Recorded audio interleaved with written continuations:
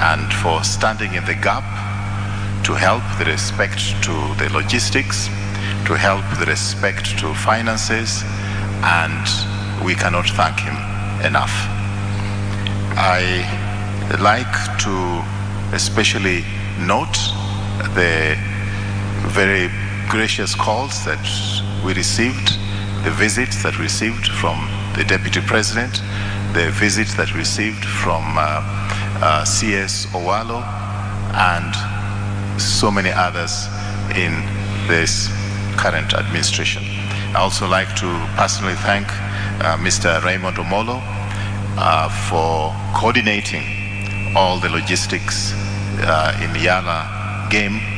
We have monitored, and we are grateful to the provincial administration that come under you that have done their bit.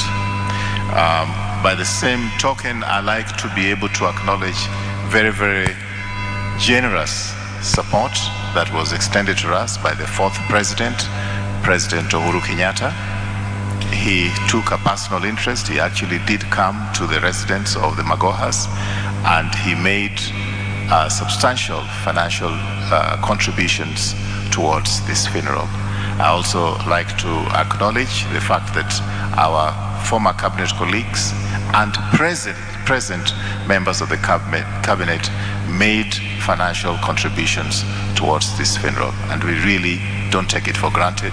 We thank you, thank you, thank you most sincerely, sirs. Now it's my duty. I don't know if the Embassy of Nigeria is represented as was anticipated. I've not heard from them, so we can proceed. Now is my responsibility and duty to request the Minister for Education, Honorable Ezekiel Machogu. Sir, it's your turn to talk, and we thank you most sincerely for honoring your predecessor by your distinguished presence. Thank you, sir.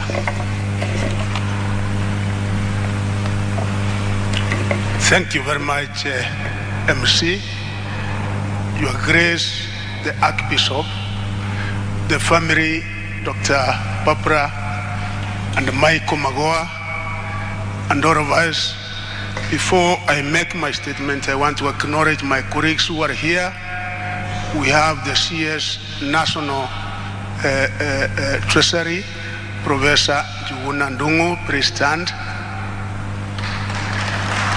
And we also have my friend Erio Dowaro, who is going to make a statement on behalf of the Kenya government. Please stand.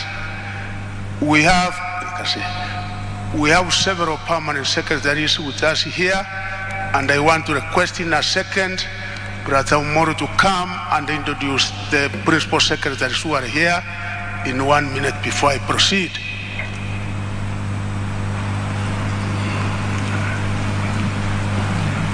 Thank you, Waziri, and thank you, MC Honorable Tuju.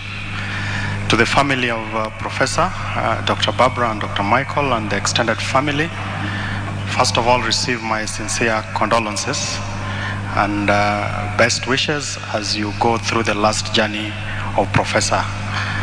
Mine is very simple. I'm Raymond Omolo, the Principal Secretary in charge of National Security, Internal Security and National Administration. And they are my colleagues. I would ask them to stand up so that I introduce them. So there is Dr. Belio Kipsang, who previously worked with Professor and is currently the Principal Secretary for Basic Education. Then there is Dr. Beatrice Enyangala, who is the Principal Secretary in charge of Higher Education. I think that's it, Waziri. Thank you. Thank you very much, Principal Secretary.